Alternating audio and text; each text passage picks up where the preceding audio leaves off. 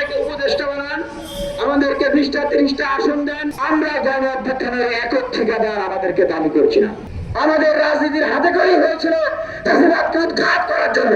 আপনি যে নির্বাচনে আলাপ দিচ্ছেন, এই নির্বাচনে প্রেক্ষাপট তৈরি করেছে এই ছাত্র অধিকার পরিষদ এবং গণ অধিকার পরিষদ।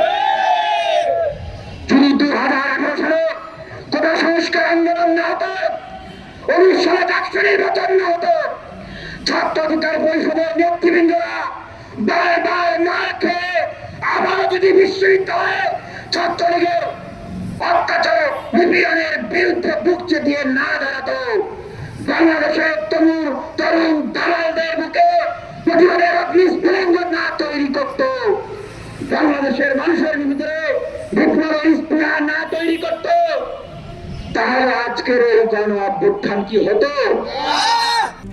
RICL TMX, যুগের পর যুগ স্থাপনা থাকে মজবুত।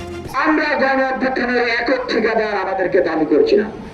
এই গণ অভ্যুত্থানের ক্রেডিট বাংলাদেশের সকল রাজনৈতিক দল, সকল মানুষের, যারা বিপ্লবে অংশগ্রহণ করেছেন।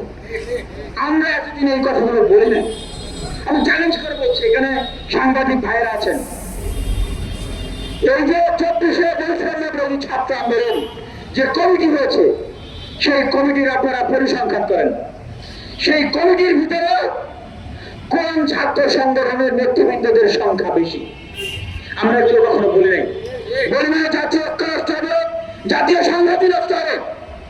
যখন জুলাই আন্দোলনের সময় আমাদের ছোট ভাইরা ডিবির কারণে, ডিবির যে অফিসাররা ছিল তখন, এই শয়তানগুলা, এই পিশাচগুলোর অত্যাচারে মার খেয়ে তারা যখন বলে যে কি আন্দোলন প্রত্যাহার করলো, বলে নাই? বলেছে কিনা বলেন? সাংবাদিক ভাইরা সাক্ষী আছেন, বলে নাই? আন্দোলন প্রত্যাহার করলাম। কিন্তু একটা মানুষ যিনি টিভির কারণে ফুটবলের মতো যাকে লাঠি দিয়ে অত্যাচার করা হয়েছে, নির্যাতন করা হয়েছে। RICL TMX, যুগের পর যুগ স্থাপনা থাকে মজবুত। এখন এই কথাগুলো বলতেছি যে আমাদেরকে উপদেষ্টা বানান, আমাদেরকে 20টা 30টা আসন দেন, এই দেন, মন্ত্রিত্ব দেন, এই জন্য বলতেছি না ভাই। কথাগুলো এখন বলতেছি এই জন্য, যারা বিপ্লবের ঠিকাদারি নিয়ে নিয়েছে, তাদের কার্যক্রম, কর্মকাণ্ড, তাদের চাঁদাবাজি, তাদের সিন্ডিকেট, তাদের নিয়োগ বাণিজ্য বিপ্লবকে কক্ষিগত করে সবাইকে মাইনাস করে দেওয়া, দেশকে একটা সহিংসতা সংঘাতের দিকে ঠেলে দেওয়া, বিশৃঙ্খলতার দিকে ঠেলে দেওয়া, তখনও কি আমরা মুখে আঙ্গুল দিয়ে চুপ করে বসে থাকবো? থাকবো না। মনে রাখবেন, ছাত্র অধিকার পরিষদ, যুবক শ্রমিক অধিকার পরিষদ, গণ অধিকার পরিষদ, আমরা চুপ আছি বলে ভাববেন না এটা আমাদের দুর্বলতা। আমরা জাতীয় স্বার্থে আমরা চুপ আছি, সহিংসতার স্বার্থে আমরা চুপ আছি। দেখেন, অনেকেই বলে না, বিভিন্ন সময় সমালোচনা করে যে আমরা অমুকের বন্ধু, তমুকের শত্রু, অমুকের বন্ধু, অমুকের শত্রু। কিন্তু ক্ষণে ক্ষণে আমাদের বন্ধু শত্রু এগুলো নাকি পরিবর্তন হয়। দেখেন ভাই, গণ অধিকার পরিষদ কারোরই শত্রু না। অভ্যুত্থানে অংশগ্রহণকারী প্রত্যেকটি শক্তি বন্ধু হচ্ছে গণ অধিকার পরিষদ। কিন্তু আওয়ামী লীগের সময় যেরকম আওয়ামী লীগের চাঁদাবাজি, ছিনতাই, রাজধানী, তাদের দুঃশাসন, ফ্যাসিবাদের বিরুদ্ধে আমরা লড়াই করেছি। RICL TMX, যুগের পর যুগ স্থাপনা থাকে মজবুত।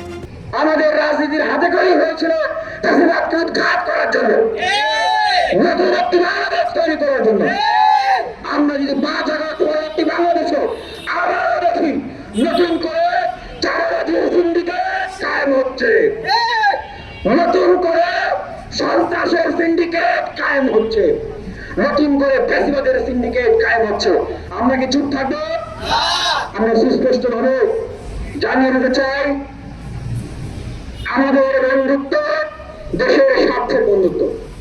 বিএনপির সাথে আমাদের বন্ধুত্ব আছে, জামাত ইসলামের সাথে আছে, এনসিপির সাথে আছে, বাংলাদেশের অভ্যুত্থানে অংশগ্রহণকারী বাম-ডান সবার সাথে আমাদের বন্ধুত্ব আছে। আমাদের বন্ধুত্ব দেশের স্বার্থে, দেশের মানুষের কল্যাণের সাথে আমরা একসাথে কাজ করি। কিন্তু আমাদের বন্ধুত্ব চাঁদাবাজি, ভাগলাটোয়ারা, সিন্ডিকেটের ভাগলাটোয়ারা, মানুষের উপর নির্যাতন করা, মানুষের উপর অত্যাচার করা, এই সমস্ত কাজে আমাদেরকে বন্ধু হিসাবে পাবেন না। শেখ হাসিনা আমাদেরকে বন্ধু হিসেবে চেয়েছিল, বলেছিল 10টা আসন 5 কোটি করে টাকা দিবে। গেছে গণঅধিকারের নেতারা গেছে। আমি জেলখানা আনন্দ প্রকোষ্ঠে আটকে ছিলাম 7 মাস, আমি সূর্যের আলো দেখতে পাই নাই। আমার বাবাকে টিভি ধারণকে দিয়ে অফার দিছে, আমাকে আসন দিবে, আমাকে এমপি বানায় দিবে, 25 কোটি করে এক আসনে 5 কোটি টাকা দিবে, জেল থেকে ছেড়ে দিবে, মামলা খালাস করে দিবে। আমি বলেছি যে আমি যদি মরে যাই আওয়ামী লীগের সাথে ইলেকশনে যাবো না। তার মানে আপনাদের কাছে কি আমাদের আরো পরীক্ষা দিতে হবে? আমরা অনেক পরীক্ষা দিয়েছি, আরো পরীক্ষা দিতে হলে এদেশের জনগণের কাছে আমরা আরো পরীক্ষা দিতে রাজি আছি। গণ অধিকার পরিষদ দেশের মানুষের রাজনীতি করে। আওয়ামী লীগের সময় একটা গ্রুপ বলতো না ভাই, এই গণ অধিকার পরিষদ তোরা তো শেখ হাসিনার সাথে ইলেকশনে যাবি, বলতো না ভাই? বলতো না? এটার কারণ কি জানেন? তারা মানুষের কাছে অধিকার পরিষদের যে একটা আকর্ষণ রাজনৈতিক চরিত্র, বিপ্লবী চরিত্র, সেই চরিত্রটিকে নষ্ট করে দেওয়ার ষড়যন্ত্র, ড্যামেজ করে দেওয়ার ষড়যন্ত্র।